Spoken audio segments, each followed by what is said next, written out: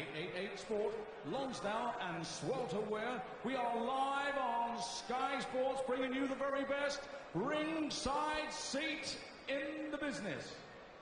And for the millions of viewers joining us live in the USA on AWE, a wealth of entertainment, welcome to the beautiful city of Cardiff! All the officials have been appointed by the WBA in association with the British Boxing Board of Control. Supervising and stewarding charge are John Rees and Ron Paffett. Our timekeeper at the bell from Ruislip, England, is Mr. Peter McCann, and our 3 scoring judges: Ian John Lewis of Gillingham, John Keane of Wellingborough, and Victor Loughlin of Paisley, Scotland. When the action begins and the bell rings, the man in charge, the man in the middle, is Mr. Richie Davis of All Hallows, England. And now, ladies and gentlemen, it's the homecoming, away we go. Introducing to you firstly, fighting out of the red corner, wearing the red trunks trimmed with black and white. Weighed in at 13 stone, 13 pounds, 7 ounces. 21 fight record, 17 wins, 12 inside the scheduled distance, and 4 defeats. He comes to the ring as the reigning Caribbean Cruiserweight Champion from Trinidad, Shawn Corbin!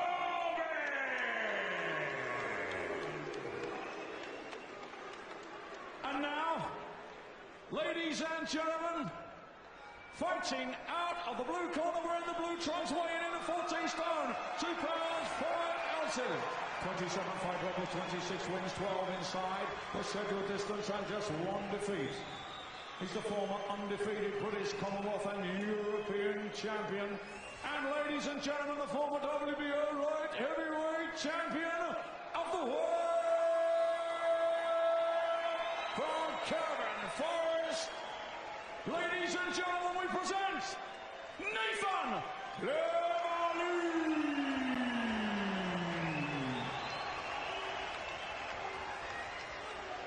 So it's time to get the action underway with 12 rounds of boxing for the vacant WBA Intercontinental Cruiserweight Championship.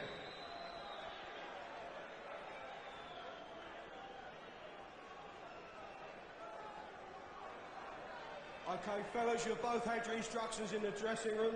You know what I expect of you.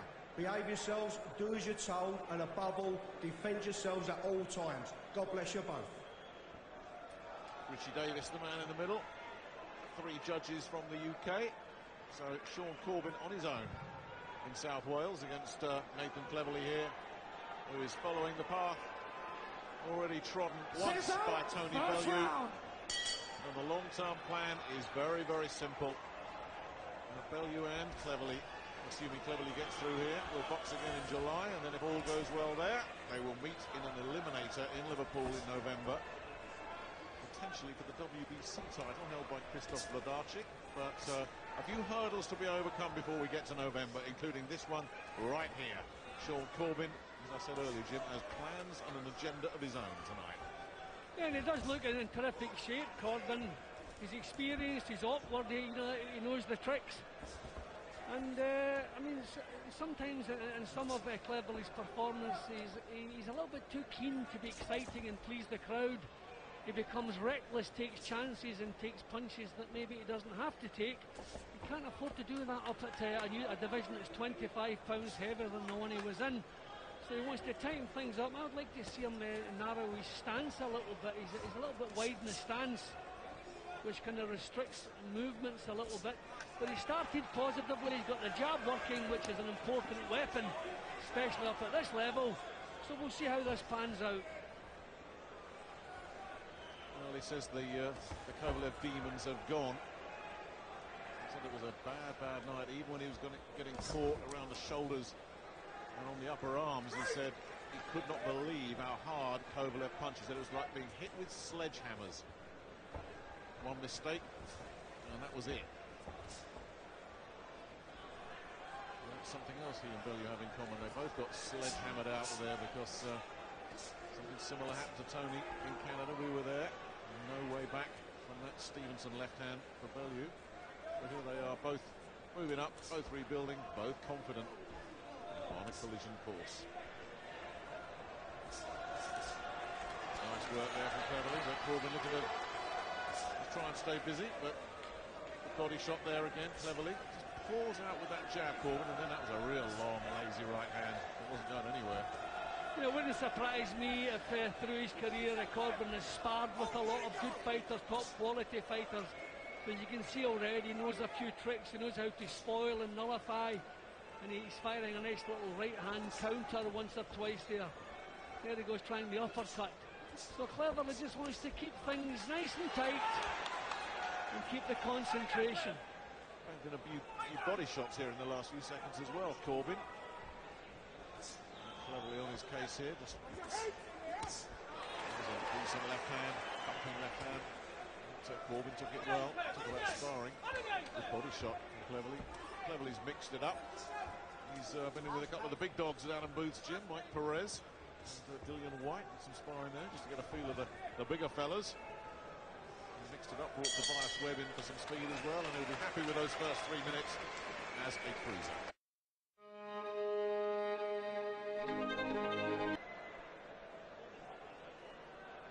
Tick-tock, the clock is ticking. 2 weeks today, almost to the second. Sky Sports box office, Froch Groves 2.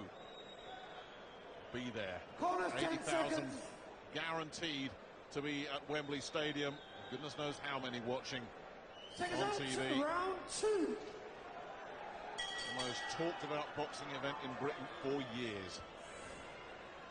It's come around quick, isn't it? Anyway, back to this one. Cleverly looking to work out what Shawn Corbin brings to the party. Let's see Cleverly get his punches off on the way in. You know, he's marching up close and then getting the punches. That's giving this fella a little chance to do some nullifying, some spoiling. Good body shot there, though. Yeah, we'd like to see punch as he moves forward, get the chin down. That's good. Just give himself a little bit of room to get the work done.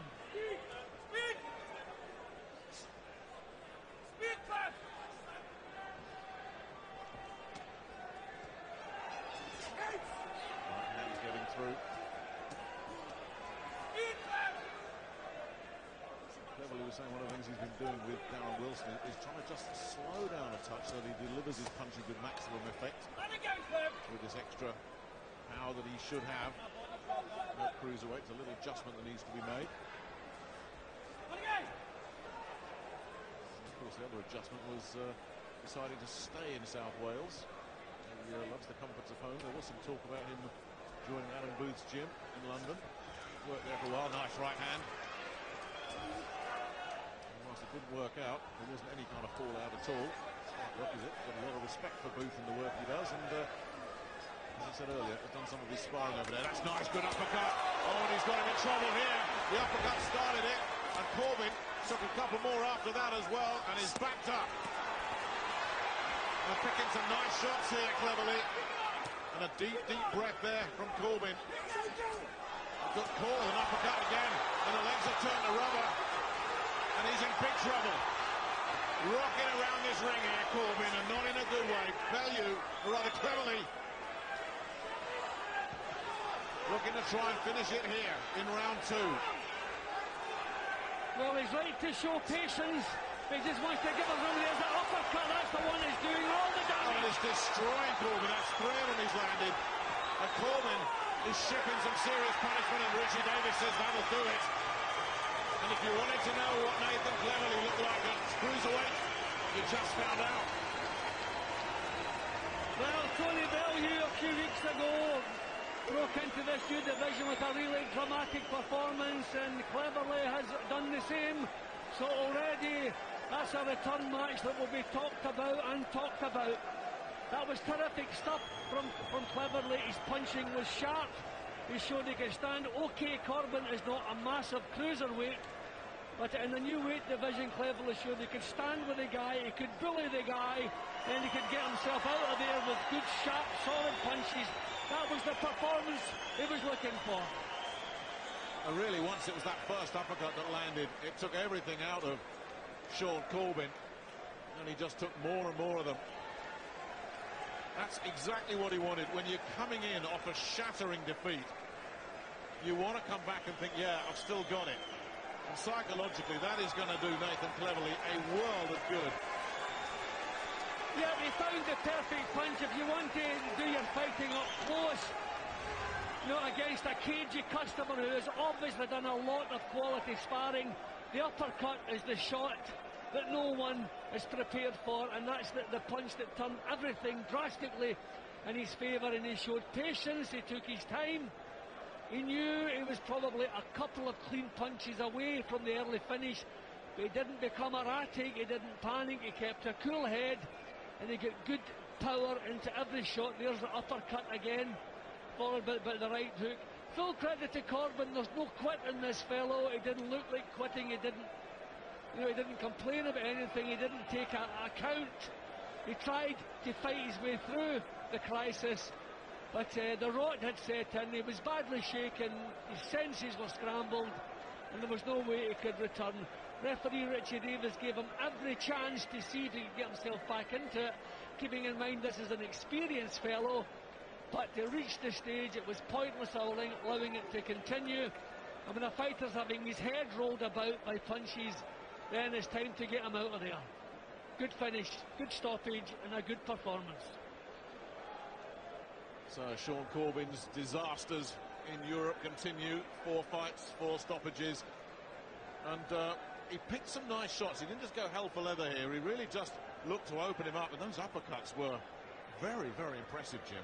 Yeah, that was the key punch, and this is his first trip into a new division, so we'll see how he goes. I'd like to see him another couple of times against maybe a bigger cruiserweight, but really you can't fault this performance. And as I say, Bellew, Cleverly, as the return match we're going to be talking about, and I'm sure we're going to be seeing. Yeah, well, we're talking about Froch Groves, the rematch in 2 weeks. Bellew, Cleverly, the rematch in 6 months. They've both got one more fight to come through, as Richie Davis just puts a conclusion to this one. I mean, you can see Corbin was clever enough to try to roll his head, but the fact that Cleverly stood off, gave himself room to work, he was just teeing off on him. Corbin was doing the right survival things, but he just couldn't get himself out of trouble. Ladies and gentlemen, timekeeper Peter McCann has recorded a time of 2 minutes and 19 seconds of the second round. Corbin in no position to continue. Therefore, your winner and a new WBA Intercontinental Cruiserweight Champion, Nathan Cleverly. Yeah, the ghost of Sergey Kovalev emphatically exercised tonight the by Nathan WBA Cleverly. Championship belt. Just like Tony Bellew, he's announced himself as a cruiserweight with a stoppage. He picks up a belt, but it wasn't about the belt tonight. It was about making a statement, showing that you belong in the division. And he's done just that. A couple of photos, then he will head over to our interview area. Oh, goodness me, he'll be within 2 meters of Tony Bellew. Sparks will be flying on that one, because that's where we're heading with this one. Plenty to look forward to. It'll be interesting to hear what Tony says about Nathan's performance as well. Tony can put the objective head on, which I'm sure he can. But that's where we're heading. Impressed, Jim? Yeah, well, we want to see how he was going to look in the new division. I was worried that maybe he was stepping out of the light heavyweight division because of the disaster had struck, and maybe he didn't see a future in that division. But no, he's not hiding from anyone. He really looks good in the new division. And as I say, if a fighter is strong and healthy as well as fit, then he's going to perform to his best. And I think Cleverly performed to his best tonight. That was exactly what we needed. It absolutely was.